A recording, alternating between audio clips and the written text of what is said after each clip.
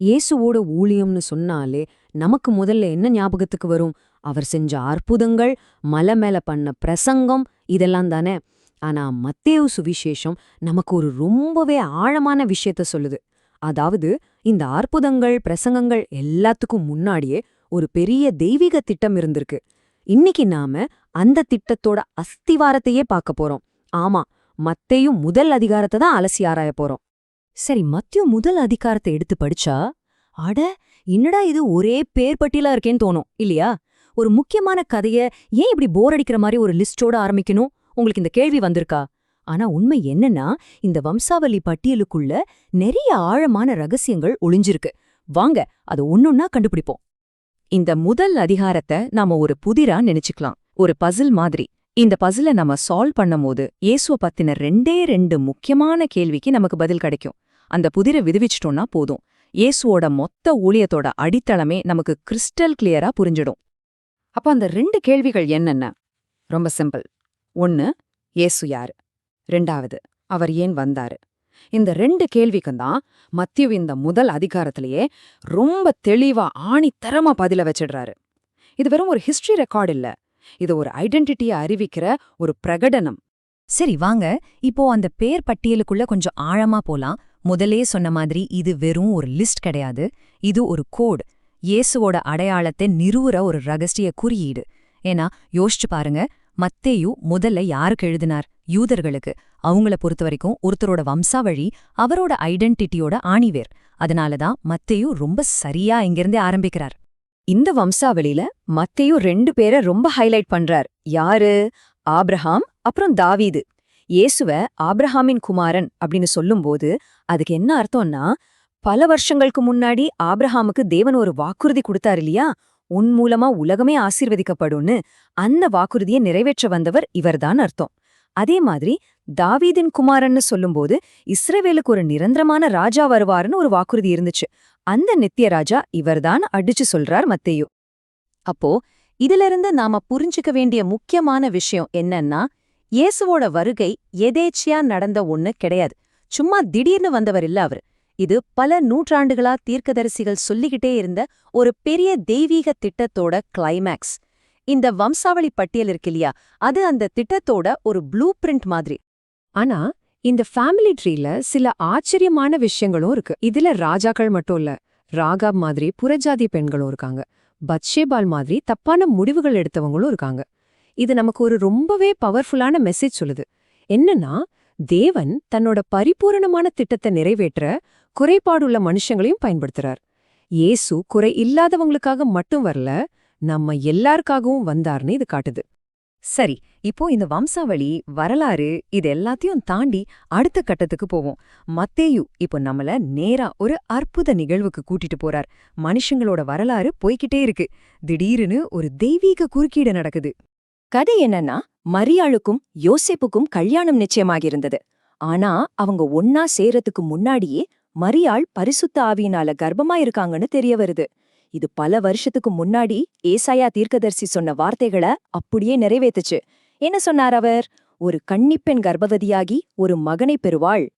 ஆனா இந்த கன்னி பிறப்பு ஏன் இவ்ளோ முக்கியம்? எதுக்கு இது இவ்ளோ அழுத்தமா சொல்லணும்? ஏன்னா இயேசுவோட பிறப்பு ஒரு சாதாரண மனுஷ நிகழ்வு இல்ல, அது ஒரு தெய்வீக செயல் அப்படிங்கறத இதுதான் நிரூபிக்குது. அவர் இந்த உலகத்திலேருந்து வரல, பரலோகத்திலேருந்து வந்தவர் அப்படிங்கறத இது ரொம்ப ஆணித்தரமா சொல்லுது. இந்த கதையில இன்னொருத்தரோட பங்கு ரொம்ப ரொம்ப முக்கியம். அவருதான் யோசேப்பு. மத்தேயு அவரை நீதிமான் அப்படின்னு சொல்றாரு. யோசிச்சு பாருங்க, தனக்கு நிச்சயம் பண்ண பொண்ணு கர்ப்பமா இருக்காங்கன்னு தெரிஞ்சதும் அவர் எவ்வளவு ஒரு கஷ்டமான சூழ்நிலையில இருந்திருப்பார். ஆனா யோசேப்போட குணத்தை கொஞ்சம் பாருங்க. அந்த காலத்து சட்டப்படி அவர் மரியாளை எல்லார் முன்னாடியும் அவமானப்படுத்தியிருக்கலாம். ஆனா அவர் அப்படி செய்யல.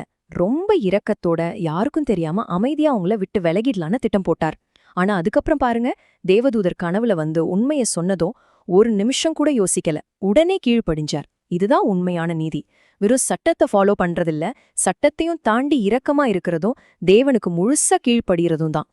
சரி, இப்போ நாம இந்த முதல் அதிகாரத்தோட கிளைமேக்ஸ்க்கு வந்துட்டோம். இயேசுவுக்கு கொடுக்கப்பட்ட பேரு, அதுக்கு பின்னாடி என்ன வாக்குறுதி இருக்குன்னு பார்க்கலாமா? தேவதூதர் யோசேப்பு கிட்ட ஒரு குறிப்பிட்ட பேரை சொல்லிதான் கூப்பிட சொன்னார். தேவதூதர் சொன்ன அந்த பேர் இயேசு. இதுக்கு என்ன அர்த்தம் தெரியுமா? கர்த்தர் ரட்சிக்கிறார். இந்த பெயர் அவரோட நோக்கத்தை, அவரோட மிஷனை ரொம்ப அழகா சொல்லுது. தேவதூதர் என்ன சொன்னார்? அவர் தன்னோட ஜனங்களோட பாவங்கள்ல இருந்து அவங்களை ரட்சிப்பார்னு சொன்னார். பாத்தீங்களா? அவர் ஒரு பிலாசபராகவோ ஒரு பொலிட்டிக்கல் லீடராகவோ வரல. அவர் ஒரு ரட்சகரா வந்தார். அதோட மட்டும் இல்லாம மத்தேயு இன்னொரு தீர்க்க தரிசனத்தையும் நமக்கு ஞாபகப்படுத்துறாரு. அவருக்கு இம்மானுவேல் அப்படின்னு ஒரு பேர் இருக்கும்னு. அதற்கு அர்த்தம் தேவன் நம்மோடு இருக்கிறார். வாவ்! இதுதான் இயேசுவோட ஐடென்டிட்டியோட உச்சம். அவர் வெறும் பாவங்கள மன்னிக்கிற ரட்சகர் மட்டும் அல்ல, அவர் நம்ம கூட, நம்ம மத்தியில வாழற தேவன். அப்போ இந்த முதல் அதிகாரத்திலிருந்து நாம எடுத்துக்க வேண்டிய முக்கியமான பாடங்கள் என்னன்னு சுருக்கமா பார்க்கலாம். முதல்ல, தேவன் தன்னோட வாக்குறுதிகளை எப்பவுமே நிறைவேற்றுவார். 2வது, இயேசுதான் அந்த வாக்கு பண்ணப்பட்ட ராஜாவும் ரட்சகரும். 3வது, தேவன் தன்னோட பெரிய திட்டத்துக்கு குறைபாடுள்ள மனுஷங்களை கூட பயன்படுத்துவார். 4வது, யோசேப்பை போல கீழ்ப்படியும் போது தேவனுடைய அற்புதங்களுக்கு அது வழி திறக்குது.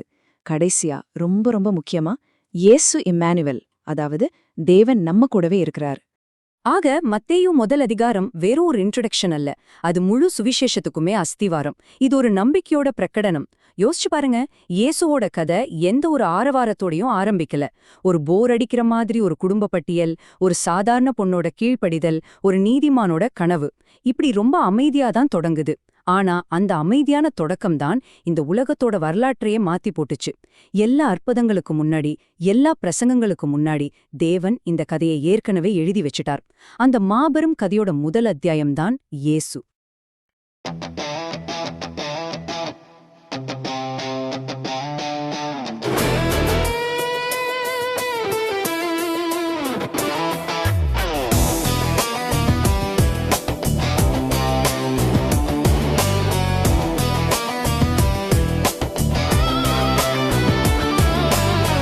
ஆபிரகாம் வழியில் வந்தார், தாவீது ராஜவம்சம் தந்தார், வாக்குத்தத்தம் நிறைவேற்ற வந்தார், உலகம் முழுதும் ஒளி தர வந்தார்.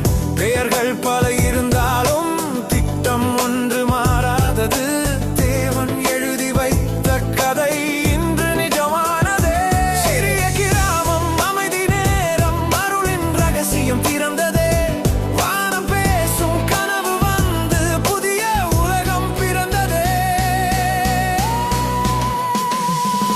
இயேசு, இயேசு நம் இரட்சகர், இம்மானுவேல், தேவன் நம்முடன்.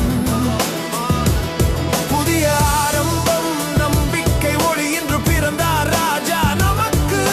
இயேசு, இயேசு நம் இரட்சகர், பாவம் எல்லாம் நீக்கும் சக்தி.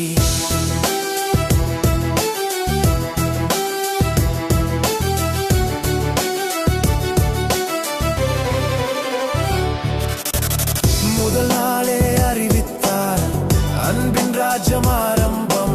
மரியா கற்பம் அதிசயம், பரிசுத்த ஆவி செயலது.